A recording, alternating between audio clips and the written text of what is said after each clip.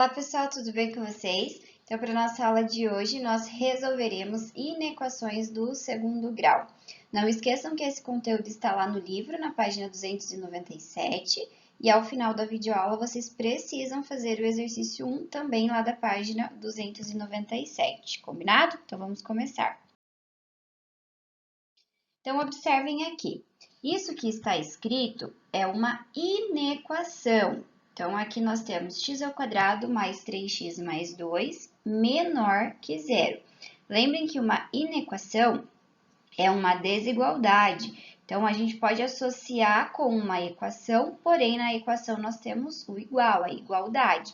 Na inequação, nós temos esse símbolo aqui, que será menor, ou pode ser maior, menor igual, maior igual. Então, a inequação aqui, nós temos esse formato de escrita. E como é que nós fazemos para resolver? A equação de segundo grau, vocês resolviam lá utilizando a tal fórmula de Bhaskara que vocês muito bem falam, né? Mas aqui não é uma equação, é uma inequação. Nosso objetivo também é determinar o x. Então, prestem bastante atenção ao procedimento. Então, para nós resolvermos essa inequação, a primeira coisa que nós temos que identificar é que essa parte aqui da nossa inequação, ela está se assemelhando a uma função de segundo grau. Claro que não é uma função, né? Porque nós não temos f de x igual a isso. Mas a gente remete a essa ideia de função de segundo grau. E nós sabemos que na função de segundo grau, a representação gráfica é uma parábola. Então, isso aqui a gente pode entender como sendo uma parábola. Vamos representar isso de forma gráfica para poder resolver essa inequação. Então, a primeira coisa que nós vamos fazer é calcular o zero da função correspondente, né? Então, imaginemos que isso aqui seja uma função. Então, vamos determinar o zero disso, né? Fazer isso aqui igual a zero, ou seja, x² mais 3x mais 2, vamos fazer igual a zero, para determinarmos os zeros da função e assim poder fazer a representação gráfica, que é algo similar ao que a gente estava fazendo anteriormente para análise do gráfico da função quadrática, ok? Então, a gente determina os zeros da função para saber onde essa parábola intercepta o eixo x, e assim a gente consegue resolver a inequação. Então, vamos lá. Para calcular o zero dessa função agora, a gente pode utilizar a fórmula resolutiva, a fórmula de Bhaskara, né? Então, substituindo os coeficientes adequados, A nessa equação é 1, o B é 3 e o C é 2. Então, nós temos que x é igual a menos 3 mais ou menos, esse B ao quadrado é 9, menos 4 vezes 1 é 4, vezes 2 é 8. Então, por isso, 9 menos 8, dividido por 2. X vai ser igual a menos 3 mais ou menos 1, sobre 2. Então, aqui a prof já até resolveu a raiz quadrada. A raiz quadrada de 9 menos 8 é o mesmo que a raiz quadrada de 1, ou seja, 1, né? Agora, vamos para o nosso x', que é menos 3 mais 1 sobre 2, ou seja, menos 2 sobre 2, que é menos 1. E o outro x, o x duas linhas, vai ser menos 3 menos 1 sobre 2, ou seja, menos 4 sobre 2, que é menos 2. Então, o que a gente conseguiu até agora? Que essa parábola representada por essa expressão, ela intercepta o eixo x em menos 1 e menos 2. Então, a gente consegue fazer a representação gráfica dessa parábola, ou seja, olhem aqui, o eixo x, o eixo y, e essa parábola está passando no menos 2 e no menos 1 no x, ou seja, nesses valores aqui de x, o y vale zero, né? Então, por isso que é o zero da função, ela está interceptando aqui o eixo x. Agora, vamos nos atentar ao seguinte, eu quero que x² mais 3x mais 2, que é essa parábola, seja menor que zero, ou seja, tem que ser negativo. Então, a gente vai olhar para a nossa parábola e identificar em que parte essa parábola está sendo negativa. Então, olhem aqui, toda essa região que a prof está passando aqui com a setinha, com esse ponto vermelho, esse desenho, esse gráfico está todo positivo, está todo nessa parte positiva do y, correto? Então, olhem aqui, ele vale 5, 4, né? E todos esses valores positivos. Quando chega nessa parte aqui para baixo, nessa curvinha para baixo, é que vai para os valores negativos. Então, é justamente nessa região aqui que essa parábola será negativa, será menor que zero. E assim satisfaz essa inequação. Então, para quais valores de x isso acontece?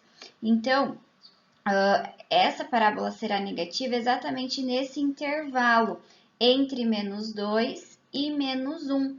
Então, nesse intervalinho aqui está sendo negativa essa parábola. Então, para que essa inequação seja satisfeita, o x tem que ser maior que menos 2 e menor que menos 1. E nós escrevemos desta forma aqui. Então, x é maior que menos 2 e menor que menos 1. Sendo assim, quaisquer valores nesse intervalo, essa inequação será satisfeita, será verdadeira, ok? Então, vamos para mais uma resolução. Temos agora essa inequação, menos x ao quadrado mais 5x mais 6, sendo maior que zero. Primeiro passo, vamos fazer a representação gráfica disso aqui, que é uma parábola. E para fazer isso, a gente precisa saber onde ela está interceptando no eixo x. E para saber onde ela intercepta o eixo x, temos que calcular o zero dessa, vamos imaginar, dessa função aí quadrática, né? Então, nós faremos menos x ao quadrado mais 5x mais 6 igual a zero e vamos resolver novamente utilizando a fórmula resolutiva. Conhecendo os valores de a, b e c, a é menos 1, b é 5 e o c é 6. Substituindo ali, nós temos então que x é menos 5 mais ou menos a raiz quadrada de 25, porque 5 ao quadrado é 25. Aí, menos 4 vezes o a vai dar 4 positivo, vezes o 6, 24. Por isso aqui ficou mais 24. Dividido por menos 2, porque 2 vezes o menos 1 é menos 2. Temos que x é igual a menos 5 mais ou menos 7 sobre menos 2. Observem que aqui a prof já fez direto. 25 mais 24 é 49. Então, a raiz quadrada de 49 é 7, né? Calculando o x', nós temos menos 5 mais 7 sobre menos 2, ou seja, 2 sobre menos 2, que é menos 1. E o x duas linhas, menos 5 menos 7 sobre menos 2, é menos 12 sobre menos 2, que é 6 positivo. Cuidem sempre quanto ao sinal. Agora, vamos fazer a representação gráfica disso aqui. Observem que o coeficiente a é negativo, então, o que acontece com a concavidade dessa parábola? Vai ser para cima ou para baixo? Vai ser para baixo, então ela vai ter esse formato para baixo. Olhem ali como ficou a representação gráfica.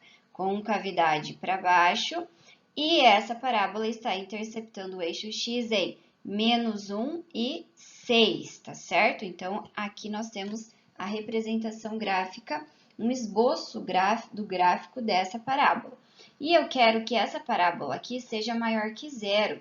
Então, eu quero que essa parábola esteja toda nessa região positiva aqui do y, né? Porque tem que ser maior que zero. Então, a gente tem que interpretar aonde é que isso acontece, para quais valores de x. Então, olhem aqui, se eu pego o meu x entre esse menos 1 e 4, eu sempre vou conseguir valores positivos para minha parábola.